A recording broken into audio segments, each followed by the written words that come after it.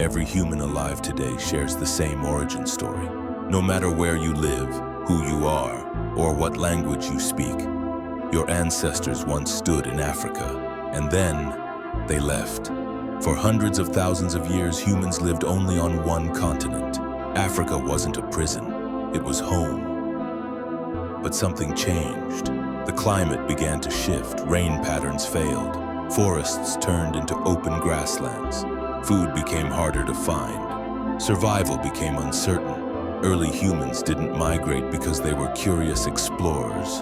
They moved because staying meant death.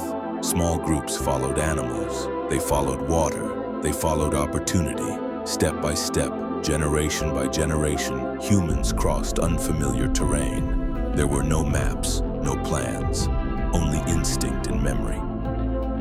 This wasn't a single journey. It happened again and again over tens of thousands of years. And here's the most important part. These people weren't primitive. As humans moved farther from Africa, the world itself began to change. Ice ages came and went, sea levels dropped, and suddenly land appeared where oceans once were. These land bridges changed everything. Humans walked into Europe, they spread across Asia, and eventually they crossed into the Americas on foot. They survived freezing temperatures with simple tools. They hunted massive animals. They learned to store food, control fire, and cooperate in ways no other species could.